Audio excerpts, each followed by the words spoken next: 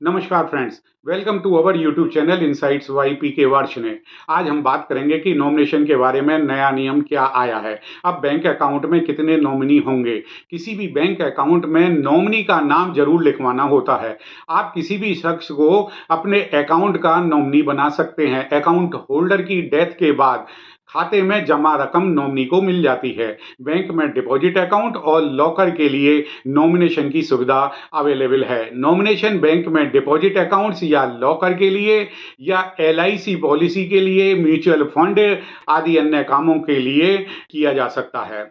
वर्तमान में bank deposit accounts के लिए केवल एक ही नॉमिनी रखा जा सकता है, चाहे वो सिंगल ऑपरेटेड अकाउंट हो या जॉइंटली ऑपरेटेड अकाउंट हो। लॉकर यदि जॉइंटली ऑपरेटेड होता है तो उसमें दो नॉमिनी हो सकते हैं।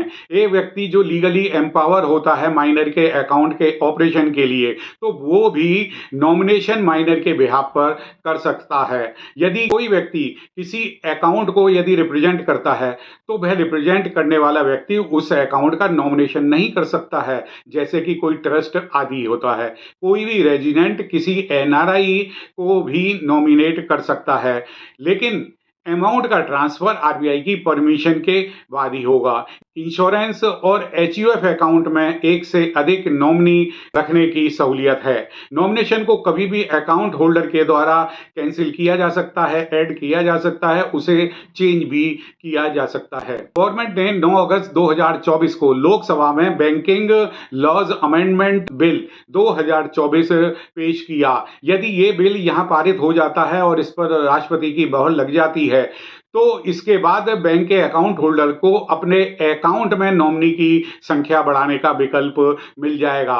केंद्रीय मंत्रिमंडल ने बैंकिंग कानून से जुड़े संशोधनों को अपनी मंजूरी दे दी है। इस बिल में नॉमिनी की संख्या एक से ज्यादा यानी 4 तक रखने का विकल्प है। नॉमिनेशन एक ही बार में या एक साथ या एक एक करके बढ़ाए जा सकते हैं। इसमें जमाकर्ता और उसके कानूनी वारिसों को डिपॉजिट या सेफ्टी लॉकर के मामले में ज्यादा सहूलियत होगी। दूसरे शब्दों में हम कह सकते हैं कि हर बैंक खाते में एक के बजाय 4 नॉमिनी रखने का विकल्प हो सकता है, अर्थात बैंक अकाउंट में 4 नॉमिनी का नाम आप जुड़वा सकेंगे।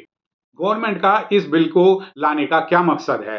खाता धारकों और इन्वेस्टर के हितों की बेहतर ढंग से सुरक्षा करने के लिए जमाकर्ता और उसके कानूनी वारिसों को डिपॉजिट और सेफ्टी लॉकर के मामले में ज़्यादा सहूलियत देने के लिए, सरकारी बैंक की ऑडिट क्वालिटी में सुधार करने के लिए और इन बदलाव के जरिए गवर्नमेंट अनक्लेव अकाउंट की संख्या कम करना चाहती है। मार्च 2024 तक अनक्लेम्ड अकाउंट की संख्या बढ़कर के 78,000 करोड़ हो गई है, जिसके लिए कोई क्लेम करने वाला नहीं है।